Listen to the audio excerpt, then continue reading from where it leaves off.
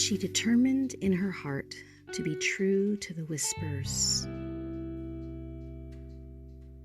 Oscar Wilde says, "Yes, I am a dreamer, for a dreamer is one who can find his way by moonlight and see the dawn before the rest of the world." Here's some thoughts. Some things may have been in your heart since you were a little girl. The things you like to do, the stories you love to hear, the activities that bring you joy. These inner whispers hold within them the blueprints for more joy in your life.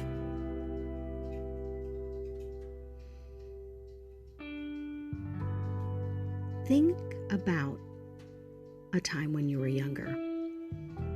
Could be 8 years old, could be 10 years old, could be even younger than that.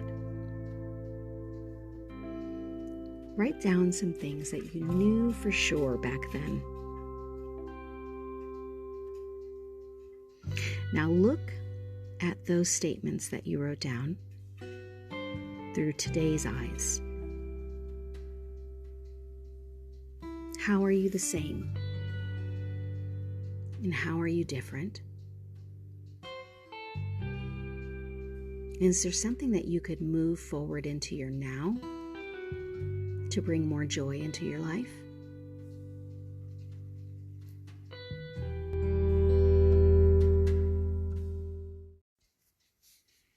Hi friends, and welcome to Deeply Rooted. I'm your host, Robin Norgren, and here we have conversations that help us become those spiritual beings longing to live more fully in our human experiences. I'm so glad you're here, and welcome to the podcast.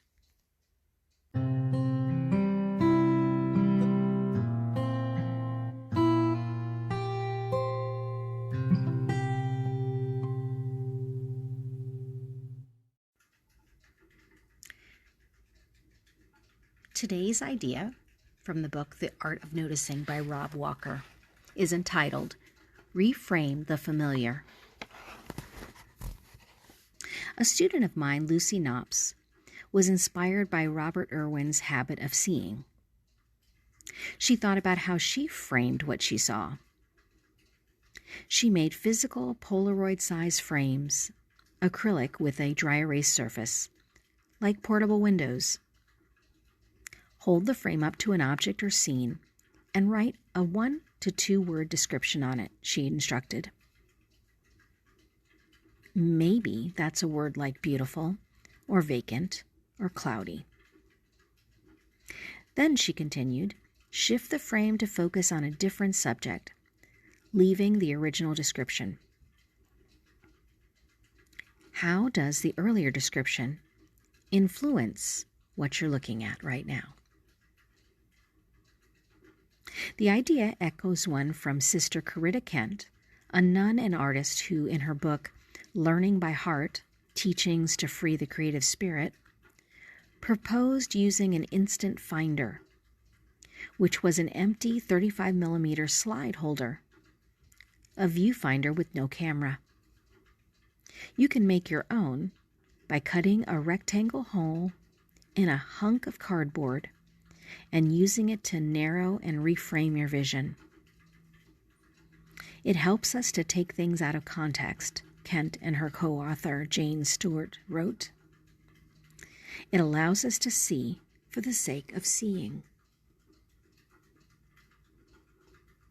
Seeing for the sake of seeing.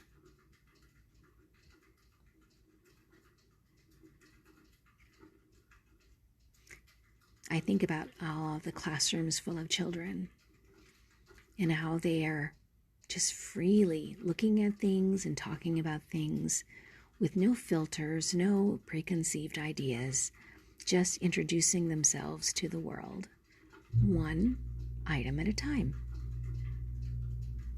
And you get to be of a certain age and you've seen so many things so many times. The cliche, stop and smell the roses, just seems, cliche. But if we really think about it, just seeing what's in front of us, it really does take a practice. Slowing yourself down. Looking. Breathing.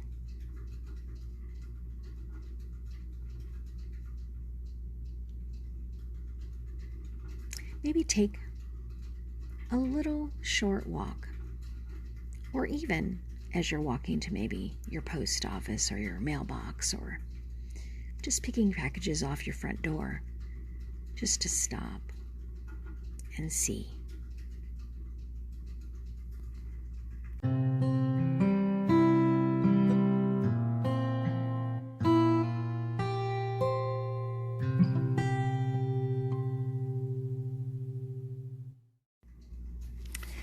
All right, so today's the day that you're going to actually draw. So if you have not listened to my other podcasts, make sure and go back in the series here. We are working through a book called Drawing with Children. And actually, it's a creative method for both children and adult beginners too, by Mona Brooks. And so here's how we're going to start. You're going to find a quiet place where no one will interrupt you. Now, I would encourage it to be 30 minutes, but I promise you, even if you do this for 10 to 15 minutes, it'll be a nice little exercise for you. Of course, turn off your phone and find a flat surface to draw on and make sure that you're comfortable. Now, with a plain piece of paper, and I mean plain, like a piece of copy paper or a scrap sheet of paper or some flyer that was left on your door, turn it over. And you can use either a flat tip marker or a ballpoint pen, or you can even use a pencil, though I would say we really want to discourage the idea of erasing because that causes overthinking.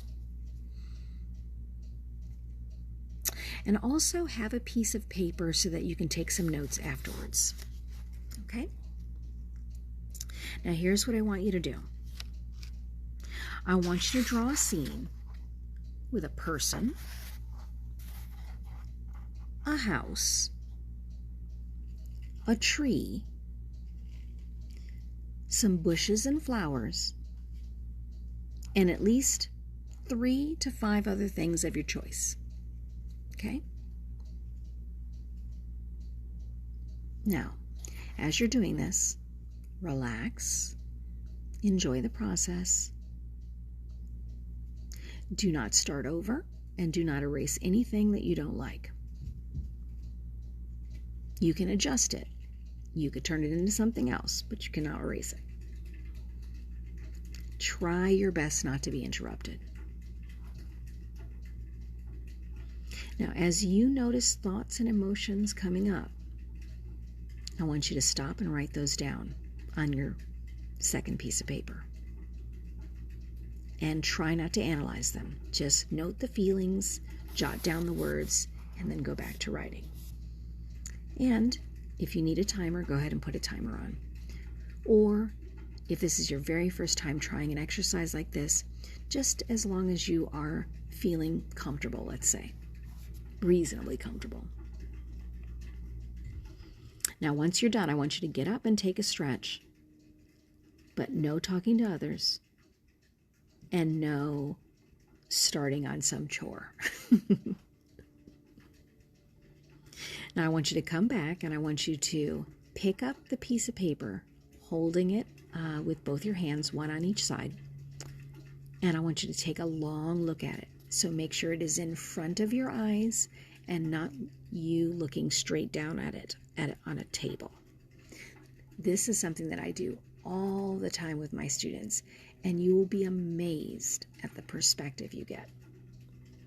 Now, add any comments or thoughts on this whole process.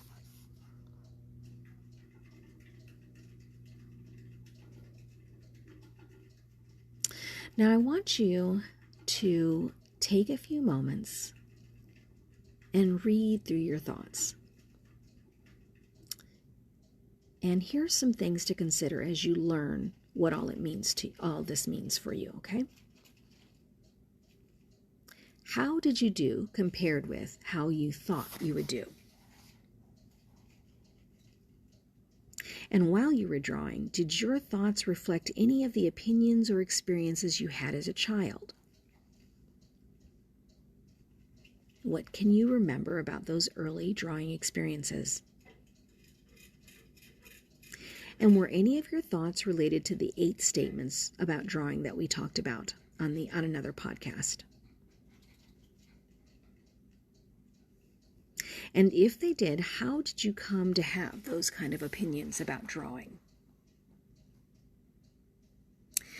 Now, if you found yourself overly critical about your performance, don't worry, you're not alone.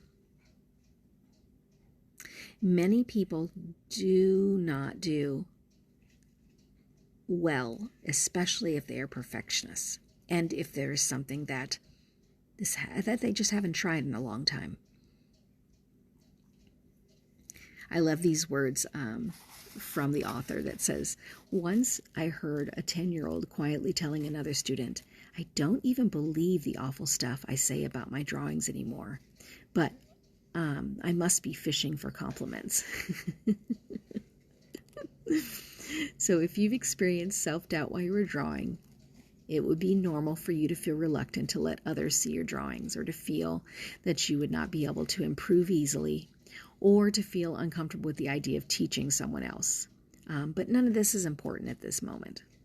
So just hang in there, try this a couple more times, and be willing to just open up yourself to changing your opinions, your expectations. And I promise you, you will see amazing growth.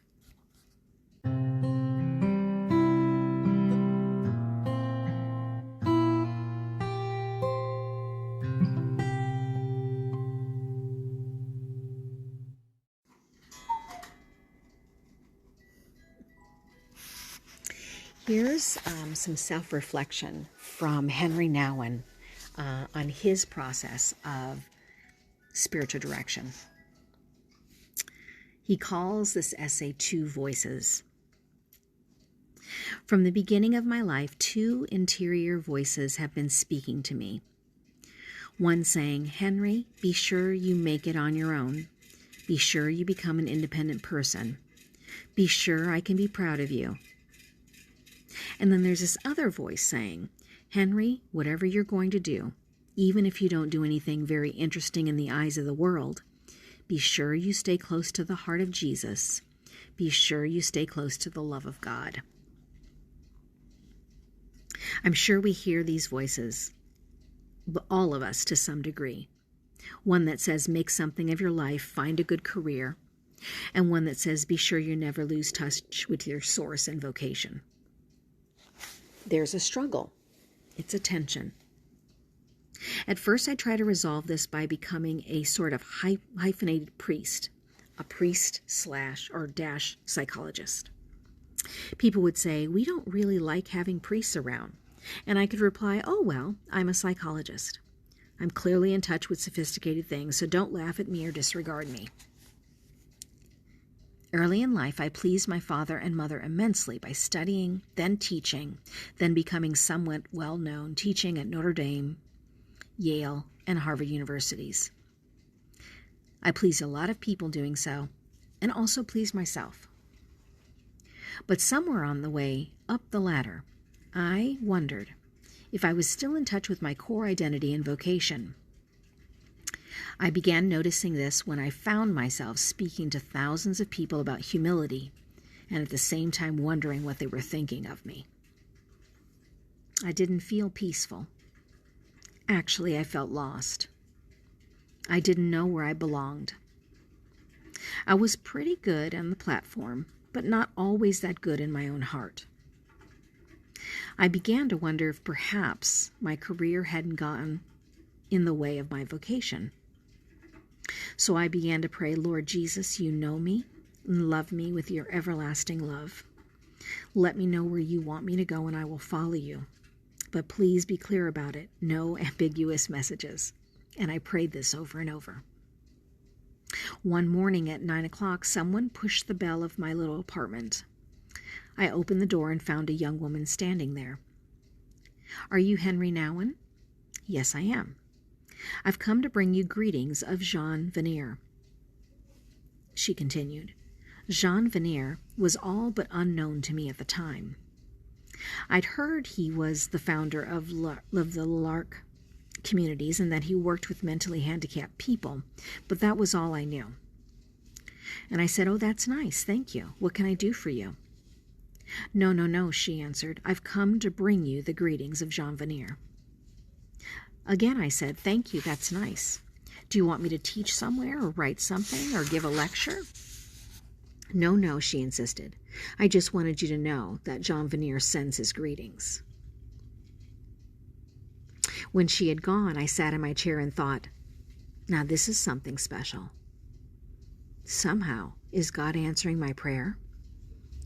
Bringing a message and calling me to something new? I wasn't asked to take a new job or do another project. I wasn't asked to be useful to anybody. I simply was invited to come to know another human being who had a message for me. 3 years later, I finally met Jean Vanier at a silent retreat during which no words were spoken. And at the end, Jean said, Henry, maybe Lark can offer you a home, a place where you are really safe, where you can meet God in a whole new way. He didn't ask me to be useful. He didn't ask me to work for handicapped people. He didn't say he needed another priest. He simply said, maybe we can offer you a home. Gradually, I realized I had to take that call seriously. I left Harvard University and went to the Lark community in Trosly-Borough in France. And after spending a year with this community of mentally handicapped people and their assistants who try to live in the spirit of the Beatitudes, I responded to the call to live as a priest at Daybreak, which is a Lark community near Toronto, and a community of about 150 handicapped people and 50 assistants. This is how I tell my story, but God also has a story of me, a story I must try to hear. My teacher in the School of Sacred History, God's story of me, was Adam, one of the 150 members of that community. So why I read that essay to you is because I think that many of us struggle with this on some level. The desire to be useful, the desire for our life to mean something, as if to simply understand that we are beloved and that we are free to live our life, attain any vocation, simply be. It perhaps is not uncomfortable for all people, but I will say it's uncomfortable for many people. And so what I like about that story is you hear someone who has hit the pinnacle of all the ways that the United States views someone impressive, working at the top universities, but also being spiritual. And yet he, at the core of himself, felt something was different, off, not really like his truest identity or really operating out of, I'm beloved and these things are happening, but not because I need something more than being beloved. So I'd like to invite you to see where that might be happening in your life. Anyway, I know it's time for me to reflect on this as well.